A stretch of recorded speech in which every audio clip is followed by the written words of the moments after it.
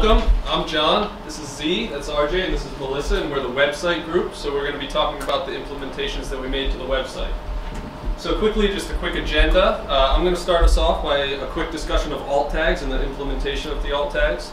Then Z's going to take it from there, and he's going to discuss Quora. And then RJ is going to discuss some more implementations that he made to the site, as well as some changes that he made to the Pinterest account. And then Melissa's going to wrap us up with a discussion of the website roadmap and some future plans that we have for the site.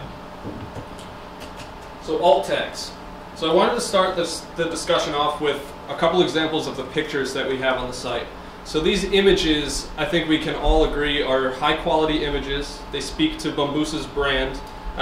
In terms of the products, they're very clear. They let customers know what they're going to be getting ahead of time if they haven't already used our product. I like to call them eye candy on the website because what they do is they drive customers from a home page or landing page to the end of the checkout process, so it actually drives sales. So obviously these images are very important to us as a business, but we aren't tapping all of the potential that these images could be giving us.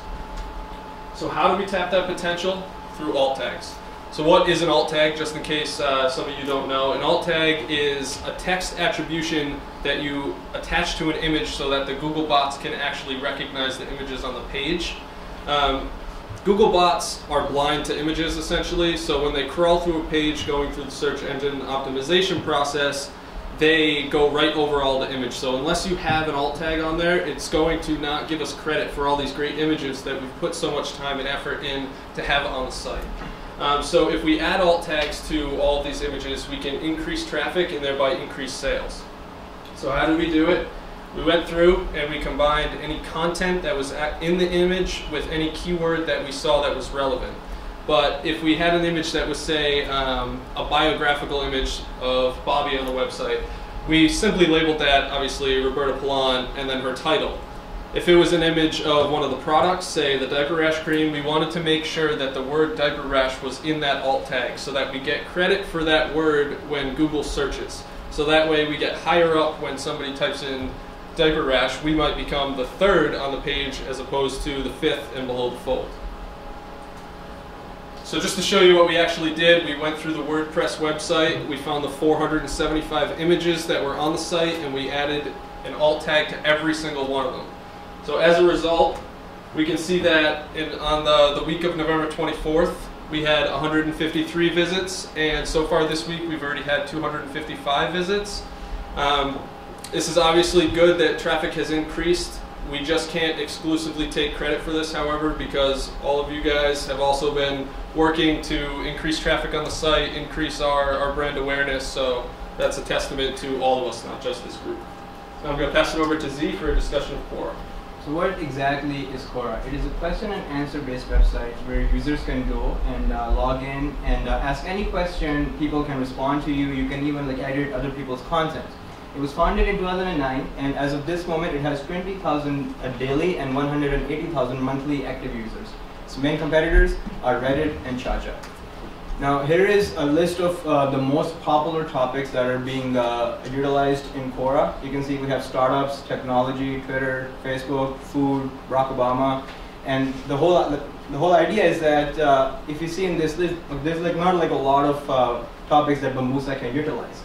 But we went ahead and then we created profiles for Sonia, and we also created the profile for the Professor Repellent. And you can see there's a very simple interface. So you have followers, you have people who you're following, there's topics that you can also go through, and there's boards. You can create your own board, and then you can answer questions, and you can ask questions to different people. But in order to do that, you need to actually pay money.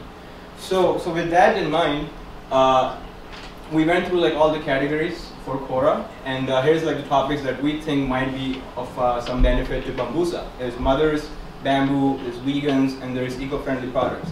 And if you see here, there's a trend that there's not a lot of activity for Bambusa topics. For example, vegans, it's our direct market, and we only have 23 followers and 3 unanswered questions. Eco-friendly products, only 5 followers, and 2 of them is Professor Repellent and Sonia. So with that in mind, here are some considerations for Bambusa if they do want to end up pursuing Quora. First of all, businesses cannot sign up for Quora. Even individuals who have business emails, even they cannot log in.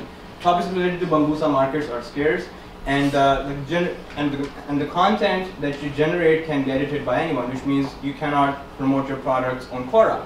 The only benefit is that if you have a very important question, you can post it on Quora and people will respond to you. That's pretty much the only thing we have.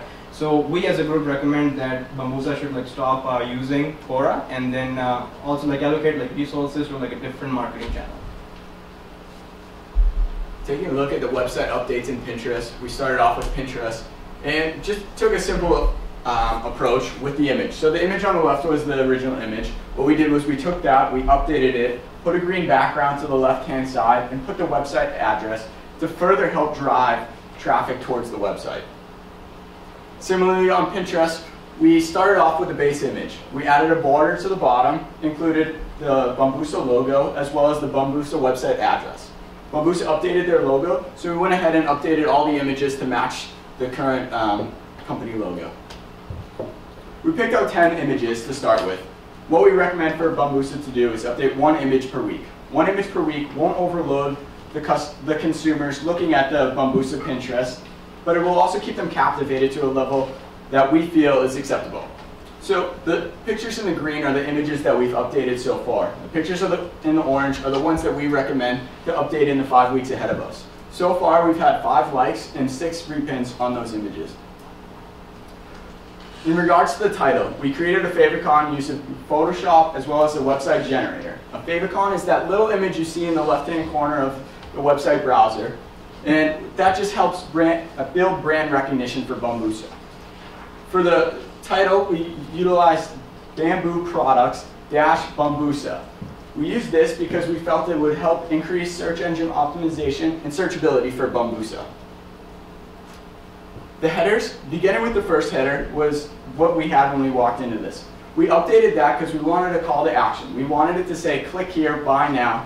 But unfortunately, we couldn't link that image due to the limitations of WordPress. So what we did was we wrote, click buy now above, which it linked to the buy now above in the header, and customers can purchase through that.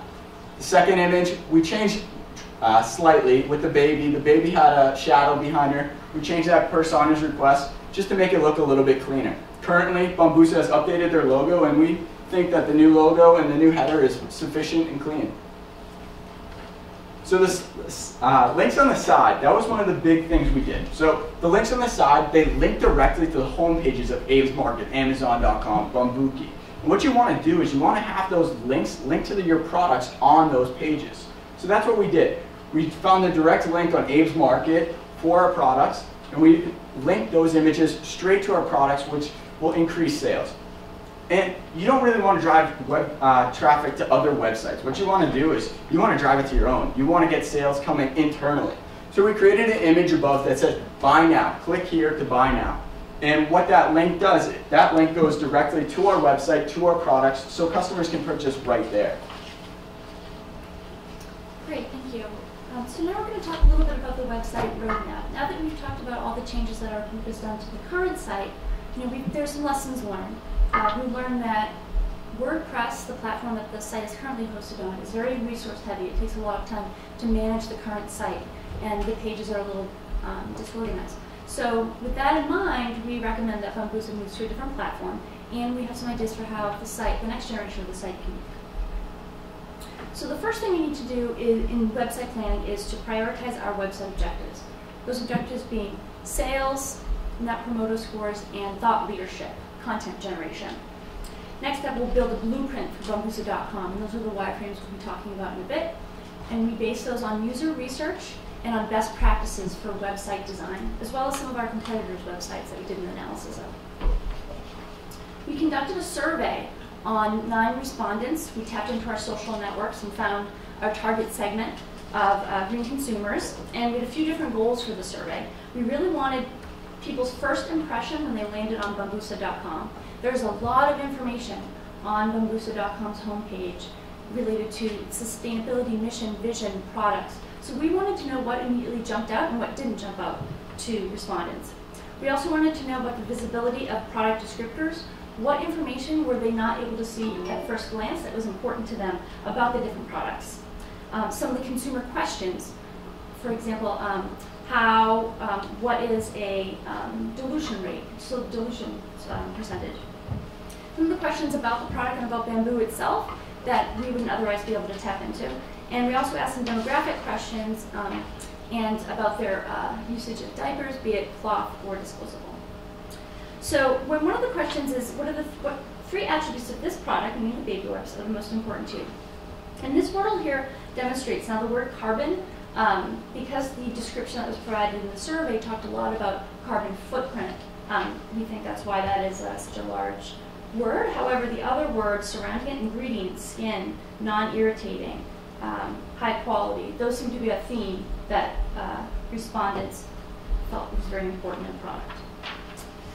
So in order to get a better assessment of what descriptors of these products people thought were a priority, because there's so many different pieces, so we focus on the baby wipes. They're hypoallergenic, they're chlorine-free, they're bleached a certain way, they're made from bamboo, which is non-irritant. So what we wanted to do is really get a sense of being able to prioritize that information so we can prioritize it on the website. So some of the higher ratings items, all natural organic ingredients and affordable cost. No new news there. But it was surprising that some of the neutral or low ratings on the messaging was around tree-free materials, planting a tree for every product, and the fact that it was formulated by an herbalist and a mom. So that can inform the messaging strategy moving forward. Ooh, let me go back to it. So in terms of moving forward, we've also created some wireframes for some recommended content on Bambusa.com and how it can be laid out in a very clean and usable, readable manner. So for this first wireframe that we put together, you can see up in the right-hand corner, we have a shopping cart icon as well as a sign up now. Now these are sort of website conventions right now. The shopping cart lets the consumer know at any one point what they're purchasing, and the contact information is right there in that. It's called the utility menu. The navigation, we simplified it to have products be first. We found on competitor websites that those websites that specialize in a specific kind of product really put that first in their navigation. And then we moved on to Learn, Our Story, Eco Impact, Blog, and FAQ. And you can see here from the wireframe that it's a very simple grid. It's four columns, so that it makes the content very easy for people to skim, and it can be very clean. And because Bambusa has 3 products currently, we figured why not put those on the home page so that the snapshot of Bambusa, you know exactly what products they are offering, and you also have an opportunity to buy them by adding the cart. Cool. And of note, at the bottom, you'll see that there are some logos for the various advocacy groups, environmental advocacy groups that have endorsed Bambusa. And based on the survey results, it seems that that information is important, but it shouldn't take up such a large amount of real estate. So you can see here with our website goals, we have sales, we have our thought leadership, and then we have pieces of our net promoters. This is a product landing page. So based again on the feedback from users and the information about the products that they wanted to know, I put together this mock-up, and it's in a tab formulation. This allows the visitor to the website to see all the content that's available to them about that product, but without overwhelming them by throwing it all in one page or one paragraph. So in the middle of the page here, we have sort of the background of how it's developed, and it's made of bamboo. To the right, we have all the characteristics of free of alcohol, free of parabens, etc., non-synthetic, synthetic. And an easy add to cart button right underneath the picture of the product to purchase. So next, the ingredients tab. So one of the questions that came up time and time again, and I think we've seen through social media, is can you tell me the benefits of the ingredients, of these essential oils? What's anti-inflammatory? How can bamboo benefit me and the environment? So we recommend just doing a simple bulleted list of ingredients and then explaining the benefits of each, laying it all out so that it's very clear to consumers how these products differ from their current, from the current products that folks are using. And this is just another version of the product landing page that we put together that has a little more of a call to action and price and quantity information. And that's all. Does anyone have any questions? Thank you.